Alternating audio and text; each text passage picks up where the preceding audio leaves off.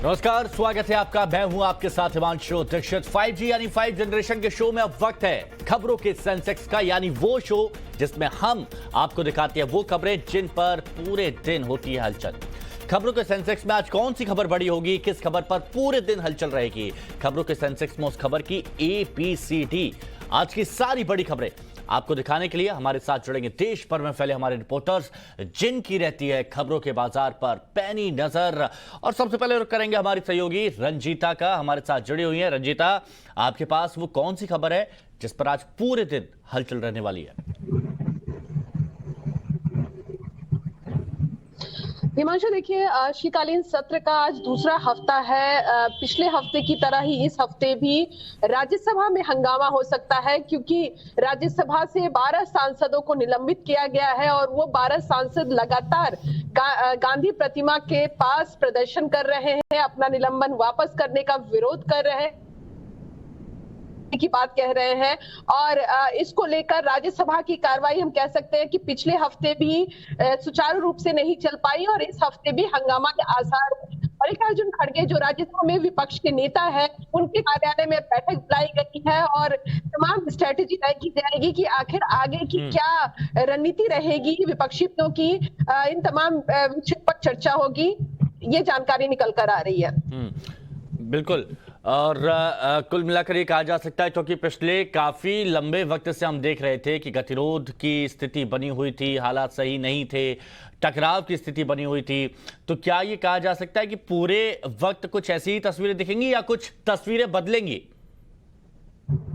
हिमांशु, देखिए, लोकसभा की तस्वीर फिर भी बेहतर है, क्योंकि वहां जो संसद है वो सुचारू रूप से चल रहा है, तमाम जो कार्रवाई है वो हो रही है। लेकिन राज्यसभा की जो स्थिति है वो कमोवेश इस हफ्ते भी ये दिख रही है, क्योंकि डेडलॉक खत्म होता नहीं दिख रहा, क्योंकि 12 निलंबित सांसदों का और विपक्षी पार्टियों का ये कह रहा है कि उनका निलंबन वापस किया जाए।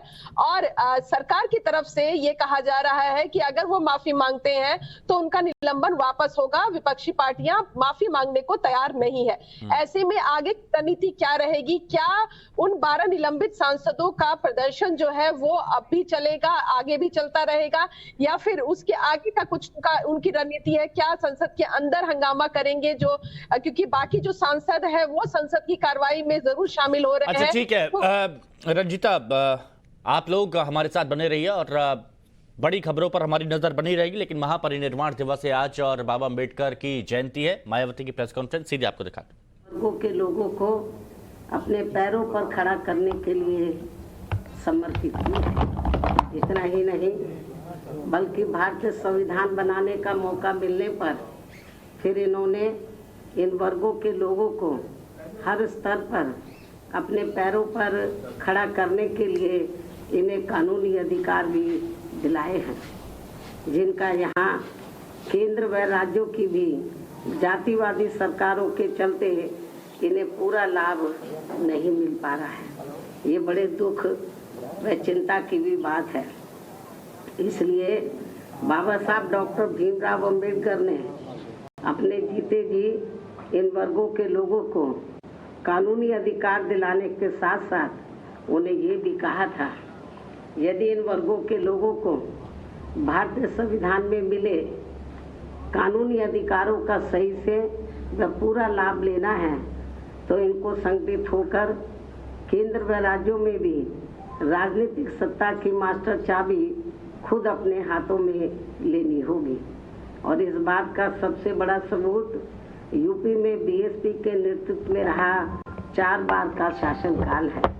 और इस दौरान BSP ने प्रदेश के विकास व जनहित के असंख्य ऐतिहासिक कार्यों को करने के साथ साथ बाबा साहब डॉक्टर भीमराव अंबेडकर जी को भी विभिन्न स्तर पर पूरा आदर सम्मान दिया है, जिसे विरोधी पार्टियां अभी तक भी आसानी से हजम नहीं कर पा रही हैं। ये सब किसी से छिपा नहीं है।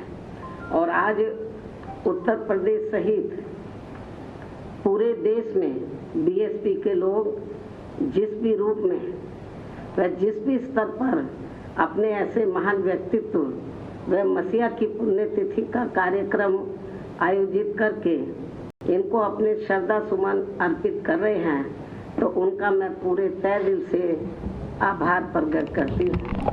इसके साथ साथ यहाँ मैं ये भी कहना चाहूँगी कि देश में संकीर्ण व जातिवादी सोच रखने वाली ऐसी पार्टियां व संगठन आदि भी हैं जिन्होंने बाबा साहब डॉक्टर भीमराव अम्बेडकर की। तो महापरिनिर्वाण दिवस पर मायावती की प्रेस कॉन्फ्रेंस आप सुन रहे थे। एक बार फिर खबरों के सेंसेक्स का रुख करते हैं। अमित कुमार हमारे सहयोगी हमारे साथ जुड़े हुए हैं। अमित, आपके पास आज की कौन सी बड़ी खबर है? आज देखिए, सबसे बड़ी खबर यह है कि पुतिन जो है वो आ रहे हैं, व्लादिमीर पुतिन, और वो भारत में प्रधानमंत्री मोदी के साथ द्विपक्षीय वार्ता करेंगे। सबसे महत्वपूर्ण है कि जो AK-203 राइफल है उसको लेकर करीब 7.5 राइफल भारत को लेना है, तो उसको लेकर समझौता हो सकता है। इसके अलावा जो S-400 जो मिसाइल है, डिफेंस मिसाइल सिस्टम है, जिसको लेकर अमेरिका लगातार दबाव भी बना रहा है, उस पर हमारे जो समझौता है वो आगे बढ़ सकता है। लेकिन रूस के साथ अगर आप देखिए तो पुराने जो रिश्ते थे वो कहीं ना कहीं थोड़ी सी मुश्किल आई थी, क्योंकि लग रहा था कि भारत अमेरिका की तरफ ज्यादा नजदीक जा रहा है। लेकिन ऐसे में रूस, हमारा जो स्ट्रेटेजिक पार्टनरशिप जो है रूस और भारत के बीच का जो स्ट्रेटेजिक पार्टनरशिप है वो अब बहुत पुराना है, और हर हाल में भारत जो है एक पुराना दोस्त के तौर पर रूस के साथ है, तो दोनों देशों के बीच रिश्ता भी मजबूत होगा। अब कई तरह के समझौते होने वाले हैं, और सबसे बड़ी बात कि जो 2+2 पॉलिसी के तहत जो वार्ता शुरू होगी, भारत के अभी तक सिर्फ 3 देशों के साथ ये वार्ता चल रही है, जिसमें ऑस्ट्रेलिया है, जापान है और इसके अलावा अमेरिका है। रूस के साथ पहली बार 2+2 वार्ता होगी, यानी कि आज दोपहर में रक्षा और विदेश मंत्री साथ साथ बैठेंगे, वहां पे कई समझौते होंगे। उसी दौरान रक्षा मंत्री के साथ बातचीत में शायद जो संभावना है कि AK-203 राइफल को लेकर समझौता पर हस्ताक्षर हो सकता है। इसके अलावा करीब 2 बजे आने वाले हैं व्लादिमीर पुतिन, और इसके बाद पुतिन और प्रधानमंत्री मोदी के बीच जो आप कह सकते हैं कि बायलैटरल टॉक्स है वो करीब शाम को 5:30 बजे शुरू होगा। तो बहुत ही महत्वपूर्ण है, सबकी नजर होगी उस बैठक पर। और अमित, हमने ये देखा भी है कि व्लादिमीर पुतिन रूस के साथ हमारे रिश्ते बहुत पुराने वक्त से रहे हैं, लेकिन पिछले कुछ वक्त में कांग्रेस ने सवाल खड़े किए थे कि जो रिश्ते हैं उनमें अब वो पहले जैसी गर्मजोशी नहीं रही है। तो क्या ये माना जाए कि ये जो मुलाकात है इस पर पूरी दुनिया की बखूबी नजर रहेगी? देखिए, अगर आप सही बात है कि पिछले कुछ दिनों में रिश्तों में थोड़ी सी खटास आई थी, और इसीलिए कोशिश की जा रही है कि कैसे फिर पुराने पटरी पर लौटा जाए। अगर आपको याद हो तो अफगानिस्तान के मसले पर रूस ने एक बैठक बुलाई, और उस बैठक में भारत को नहीं न्योता दिया गया। चीन और पाकिस्तान के साथ बातचीत हुई, तो भारत के साथ थोड़ी सी नाराजगी रूस की इस बात को लेकर भी है कि वो अमेरिका के ज्यादा नजदीक चला गया। आज अगर देखा जाए तो अमेरिका के पार्टनर के तौर पर भारत की पहचान हो गई है, तो इस बात को लेकर भी थोड़ी नाराजगी थी, तो उन रिश्तों को बेहतर किया जा रहा है। तो दूसरी तरफ अगर आप देखिए तो रूस व्लादिमीर पुतिन पिछले कोविड के दौरान ये दूसरी विदेश यात्रा है। इससे पहले वो यूएस के राष्ट्रपति बाइडेन से मिलने गए थे, और ये दूसरी बार है कि वो भारत आ रहे हैं। 6 से 7 घंटे की यात्रा है, लेकिन एक मैसेज भी है कि पुराना दोस्त पुराना होता है, और कई लेवल पर स्ट्रेटेजिक पार्टनरशिप जो भारत और उसकी जो पुरानी दोस्ती है वो मजबूत करने के लिए भी शायद रूस भी चाहता है, क्योंकि वो भी अगर देखें तो यूक्रेन में फंसा हुआ है, तो कई ऐसे मसले हैं। लेकिन हाँ, निश्चित तौर पर जो पुरानी दोस्ती में थोड़ी खटास थी वो दूर जरूर होगी, और नई तरह से एक रिश्ते में गर्मजोशी वक्त की दरकार भी है। ये वक्त की दरकार भी है, और भारत रूस के पुराने रिश्तों को एक बार फिर से मजबूती देने की कोशिश की जा रही है। बहुत अच्छी बात भी है। हमारे साथ हर्षा चंदवानी जुड़ी हमारी सहयोगी। हर्षा, आपके पास आज के लिए कौन सी बड़ी खबर?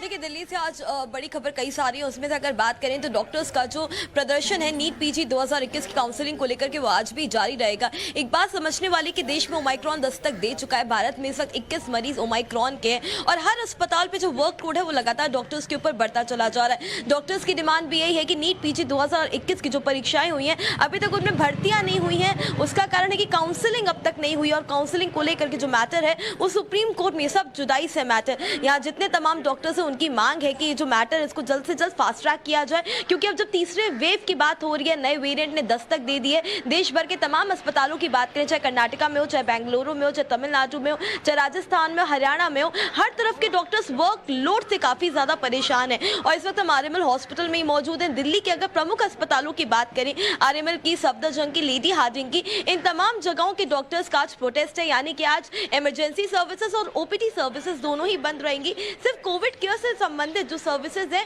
केवल वही चालू रहेंगी, उसके अलावा जितनी सर्विसेज है उनको बंद किया गया है। और डॉक्टर्स की मांग साफ है कि फर्स्ट वेव और सेकेंड वेव के टाइम पे डॉक्टर्स पर जो वर्कलोड था वो काफी ज्यादा था और वही चीजें दोबारा हो रही हैं, लगातार बनी हुई है। तो इसीलिए जरूरी है कि मिनिस्ट्री जो है तमाम चीजों को लुकआउट करे। और आज हेल्थ और मिनिस्ट्री के जो ऑफिशियल्स हैं वो भी आज RML हॉस्पिटल विजिट करने वाले हैं और आज ही के जो डॉक्टर्स हैं उनसे सीधा संवाद करेंगे, उनकी परीक्षा को लेकर के, काउंसलिंग को लेकर के उनसे रिक्वेस्ट करेंगे कि हो सके तो अपनी सर्विसेज रिज्यूम करें वो। और ये जरूरी भी है क्योंकि इस वक्त हालात ऐसे हैं कि लोगों को डॉक्टर्स की सबसे ज्यादा जरूरत है। कुंदन जुड़ गए हैं हमारे सहयोगी हमारे साथ। कुंदन, आपके पास आज के लिए कौन सी बड़ी खबर?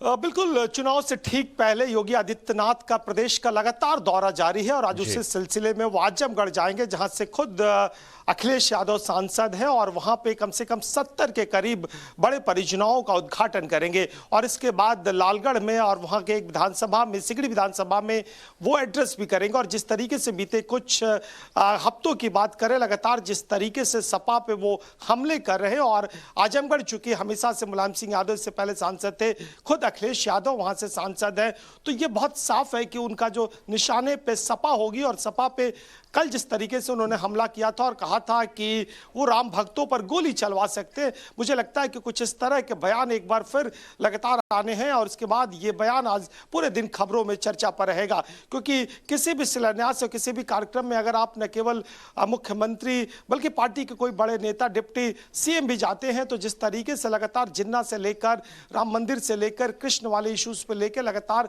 सपा को घेरा जा रहा है और हर बार में घेरने में यही दिखाया जा रहा है कि सपा हिंदू विरोधी है, मंदिर विरोधी है। और आज जब लोगों के दबाव में जो मंदिर जा रहे हैं वो कहीं ना कहीं बीजेपी का डर है। सो ये खबर आज पूरे दिन में चर्चा में रहेगी। और योगी आदित्यनाथ का जिस तरीके से एग्रेशन से भाषण दे रहे और लगातार कार्यक्रम होने वाले हैं। और कल प्रधानमंत्री गोरखपुर में रहेंगे, आने वाले वक्त में 18 में गंगा एक्सप्रेसवे का उद्घाटन करने वाले हैं। तो चुनाव से ठीक पहले उत्तर प्रदेश में बड़े जो प्रोजेक्ट पूरे हो चुके हैं उनका लोकार्पण और जो होने हैं उनका शिलान्यास लगातार जारी है। और ये आज आजमगढ़ से रैली और वहां के प्रोजेक्ट में लगातार उद्घाटन करना भी दिन भर चर्चा में रहेगा। बिल्कुल, ये बड़ी खबर होगी। आप हमारे साथ बने रहें कुंदन। गौरव श्रीवास्तव भी हमारे साथ जुड़ चुके हैं, हमारे सहयोगी। गौरव, खबरों के सेंसेक्स में आपके पास आज क्या है?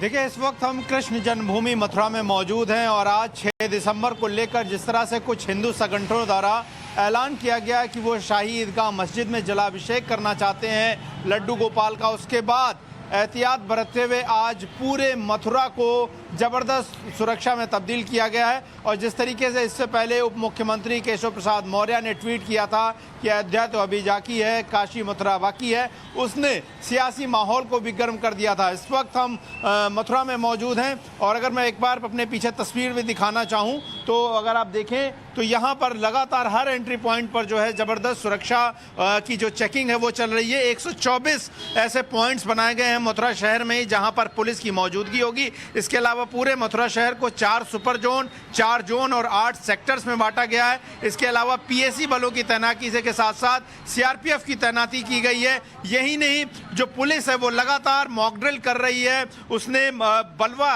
रोकने के लिए जो एक मॉक ड्रिल होती है, यानी कि किसी भी तरह की अराजकता की स्थिति हो, कैसे लोगों को रोकना है वो देखना। और सबसे महत्वपूर्ण चीज जो सबसे पहले हमने टाइम्स नाउ नवभारत पर अपने दर्शकों को दिखाई थी कि यहाँ के मुस्लिम समाज ने फैसला लिया है सभी लोगों ने मिलकर कि वो 6 दिसंबर यानी कि आज के दिन शाही ईदगाह मस्जिद जो कि श्री कृष्ण जन्मभूमि के साथ मौजूद है वहां पर आज इकट्ठा नहीं होंगे ताकि किसी भी तरह के अराजकता की स्थिति को पैदा करने का मौका न मिले। तो कुल मिलाकर जो मथुरा है यहाँ के लोगों ने काफ़ी गंभीरता दिखाई है और संवेदनशीलता दिखाते हुए पुलिस और प्रशासन के साथ वो लोग लगातार नियमों का पालन कर रहे हैं। चूंकि मथुरा में इस ऐलान के बाद से ही धारा 144 लागू है, इसीलिए श्री कृष्ण जन्मभूमि और शाही ईदगाह मस्जिद के पास जाने वाले सभी रास्तों को बंद कर दिया गया है। कोई भी गाड़ी वहां पर नहीं जाएगी और 7 तारीख की शाम तक यानी कि कल शाम तक यातायात के लिए रिस्ट्रिक्शन लगाया गया है, काफ़ी सारा डायवर्जन किया गया है और जगह जगह पर पुलिस सुरक्षा बल मौजूद है। तो आज पूरे दिन जो है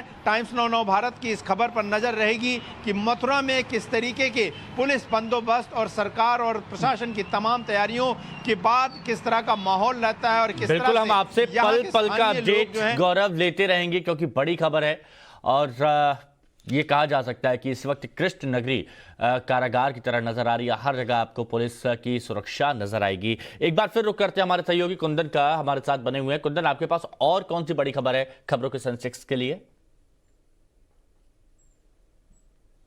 देखिए, दो बड़ी खबर आप कह सकते हैं। जिस तरीके से उत्तर प्रदेश में अमित शाह की सभा में जय श्री राम के नारे लगाए गए और इसके बाद नारे लगाने वाले जो लोग थे वो माइनॉरिटीज कम्युनिटीज के लोग थे और इसके बाद लगातार उत्तर प्रदेश में जो धार्मिक गुरु हैं, जो उलेमा हैं, उन लोगों ने नाराजगी जताई है और कहा है कि किसी के मुंह से इस तरह के धार्मिक भड़काने वाले और जानबूझ के इस तरह के प्लान करके भाषण लगाए गए हैं वो गलत है और उस पर कड़ी आपत्ति जताई है और कहा है कि जय श्री राम का नारा लगाना बिल्कुल गलत है और खासकर ऐसे आयोजनों में जबकि कोई पॉलिटिकल रैली है, कोई सोशल गैदरिंग हो और ऐसे में कुल मिलाकर चुनाव से ठीक पहले जिस तरीके से लगातार विकास के साथ साथ ये जो इस तरह की चीजें हो रही हैं और एक तरह से माहौल को रिचार्ज करने की कोशिश की जा रही है, ये बहुत चर्चा में है। और उत्तर प्रदेश की खासकर धार्मिक समुदाय के लोग हैं वो लगातार जिस तरीके से ये आरोप कर रहे हैं, मुझे लगता है कि एक तरह से ध्रुवीकरण की तरफ चीजें बढ़ेगी और चुनाव में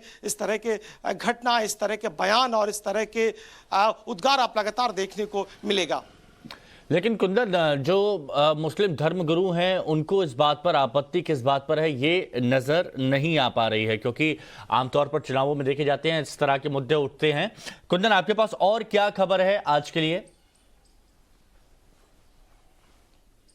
देखिए, जिस तरीके से कल लाठी चार्ज किया गया स्टूडेंट्स के ऊपर और मुझे लगता है कि अपोजिशन पार्टियां इसको लेकर लगातार एक बार फिर आज सरकार को घेरेगी और कहेगी कि योगी सरकार के दावे लगातार खोखले हैं। वो जॉब देने की बात कर ले या फिर जस्टिस की बात करे, विकास की बात करे और लगातार सभी एजुकेशन, हेल्थ और डेवलपमेंट्स की बात करी और छोटे छोटे प्रदर्शनकारियों पर लगातार पुलिस की बेरहमी से जिस तरीके से लाठी चार्ज किया गया और कहा गया कि अगर सरकार में थोड़ी भी संवेदनशीलता होती तो उनसे बातचीत कर सकती थी, उनके मांगों पे विचार कर सकती थी। और लगातार जिस तरीके से सरकार ने वो दावे किए थे और दावे को असफल होते देख ही छात्रों का गुस्सा फूटता है और लोकतंत्र में किसी भी विरोध करने का अपना तरीका है। और इसके अलावा जिस तरीके से कानपुर में जो विधायक के साथ पुलिस से हाथापाई हुई है वो भी आज चर्चा का विषय होगा, क्योंकि सपा के विधायक की तरफ से ये रोकने की कोशिश की गई थी और पुलिस जब उनके रोकने गई मौके पे तो लगातार हाथापाई की गई। बिल्कुल, ये देखा गया। प्रदीप दत्ता हमारे साथ जुड़ गए, हमारे सहयोगी। प्रदीप, आपके पास आज के लिए कौन सी बड़ी खबर? देखिए, फारूक अब्दुल्ला ने एक भड़काऊ भाषण दिया अनुच्छेद 370 को लेके, जिस पर काफी चर्चा हो रही है और काफी प्रतिक्रियाएं भी आ रही हैं डिफरेंट पॉलिटिकल पार्टी की तरफ से। कल फारूक अब्दुल्ला लोगों से भाषण देते हुए उन्होंने कहा कि जिस तरीके से कृषि कानून को वापस लिया गया था 700 किसानों के मरने के बाद, जम्मू कश्मीर में भी अनुच्छेद 370 को वापस लाने के लिए, कुर्बानी के लिए तैयार होना होगा। देखिए किस किस्म का ये भड़काऊ बयान दे रहे हैं ये, जो कि फॉर्मर चीफ मिनिस्टर रह चुके हैं, मेंबर पार्लियामेंट है इस समय, और इन्हें ऐसी स्टेटमेंट नहीं देनी चाहिए जिससे आप लोगों को भड़का रहे हैं। एक बार फिर से आप कह रहे हैं कि आप सड़कों पर उतरें। परेशानी का सबब यह है कि फारूक अब्दुल्ला और बाकी कश्मीरी नेता ये सोच रहे थे अनुच्छेद 370 हटने के बाद लोग सड़कों पर आ जाएंगे। ऐसा कुछ नहीं हुआ। जब इन लोगों को एंटरटेन भी किया उसके बाद भी देखा गया कि एक भी कश्मीरी ना बाहर आया, ना किसी ने इनके लिए आंसू बहाए।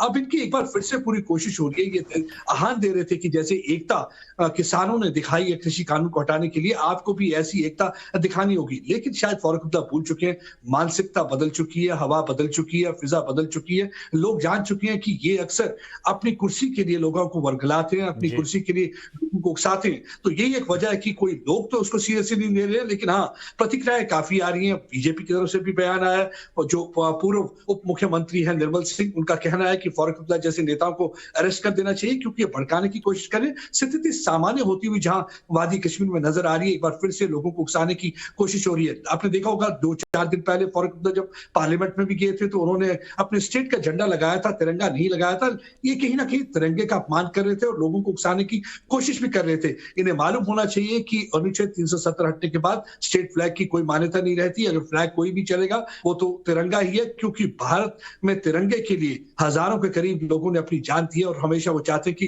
तिरंगा लहराता रहे। और अब उसके बाद ये जो भड़काऊ बयान आया, उसके बाद काफी यहाँ पे चर्चा चल रही है। खाली जम्मू कश्मीर के नेता नहीं बल्कि भारत के कई नेताओं ने भी इस पे टिप्पणी की है और उन्होंने कहा कि फारूक अब्दुल्ला जैसे शख्स को ऐसे बयान नहीं देने चाहिए जो कि भड़काऊ भाषण है। तो भड़काऊ भाषण देने के लिए उनके खिलाफ कार्रवाई करी जानी चाहिए। और सबसे बड़ी बात तो कि सिर्फ एक दो रागी हैं, एक पाकिस्तान का राग अपना अलापते हैं और इसके साथ ही 370 का अलापते हैं। कभी भारत का राग भी अलापे तो अच्छा होगा, लेकिन ऐसा होता नजर आता नहीं। अरिंदम जुड़ गए हमारे सहयोगी हमारे साथ। अरिंदम, आपके पास आज के लिए कौन सी बड़ी खबर है खबरों के सेंसेक्स में? जी, हम लोगों की नज़र नागालैंड पर टिकी हुई है, जहां परिस्थिति बहुत ही गंभीर है। सिचुएशन अभी भी टेंस एंड वॉलेटाइल है, क्योंकि कल भी कई हिंसात्मक घटनाएं हुई हैं नागालैंड में, खासकर मॉन डिस्ट्रिक्ट में, जहां पे एक अनफॉर्चुनेट इंसिडेंट ऑफ फायरिंग हुआ था। इंडियन आर्मी के गोलियों से 14 लोगों के जाने गए थी। और कल भी वहाँ पे प्रदर्शन हुए थे, वायलेंट प्रदर्शन हुए थे लोकल विलेजर्स की तरफ से, जिनमें उन लोगों ने आसाम राइफल्स के कैंप को वेंडलाइज किया था। उसके बाद आसाम राइफल्स को गोली ओपन करना पड़ा, जिसमें और 2 सिविलियंस की मौत हो गई। तो सिचुएशन अभी मॉन डिस्ट्रिक्ट में काफ़ी गंभीर है और सिचुएशन टेंस एंड वॉलेटाइल है। और हम लोग को जो खबर मिल रही है कि अभी सिर्फ मॉन डिस्ट्रिक्ट में ही नहीं है, पूरे नागालैंड में ये हिंसात्मक जो प्रोटेस्ट है वो फैल चुकी है इस घटना के बाद। और मॉन और ट्वेंसन डिस्ट्रिक्ट में कर्फ्यू क्लेम किया गया है इंडिफिनिट पीरियड के लिए, और वहाँ वो दोनों डिस्ट्रिक्ट्स में इंटरनेट सर्विसेज भी बंद कर दी गई कि ये जो इंसिडेंट्स है ये ज़्यादा फ्लेयर अप ना हो। तो स्टेट गवर्नमेंट की तरफ से एक SIT प्रोब दिया गया है इस पूरे घटना के लिए, और आर्मी भी इस घटने के पूरे एक इंक्वायरी कर रही है कि क्या गलत हुआ, क्योंकि ये एक एंटी इंसर्जेंसी ऑपरेशन था जो गलत हुआ है और एक केस ऑफ मिस्टेकन आइडेंटिटी हुआ, जिसके मद्देनजर रखते हुए सिविलियंस को टारगेट किया गया, जिनको सोचा गया कि वो लोग मिलिटेंट थे, इसके ऊपर लोगों ने फायरिंग किया।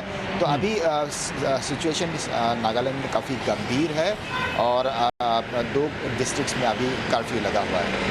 स्थिति गंभीर है और साथ ही संसद में भी आज जो मुद्दा उठ सकता है, इस पर चर्चा हो सकती है। शुक्रिया आप सभी का हमारे साथ जुड़ने के लिए और खबरों के सेंसेक्स में खबर हम तक पहुंचाने के लिए। और अब वक्त है सेंसेक्स मीटर का, और ये देखिए सबसे पहले आपको दिखाते हैं कि वो खबरें जो हमारे सहयोगियों ने हमें बताई। संसद में फिर से गहमा-गहमी के आसार हैं। रूसी राष्ट्रपति पुतिन का आज भारत दौरा है। ओमाइक्रॉन के बढ़ते केस से चिंता बढ़ी है और आज आजमगढ़ दौरे पर है मुख्यमंत्री योगी आदित्यनाथ। अयोध्या, मथुरा, काशी में तनाव की स्थिति है।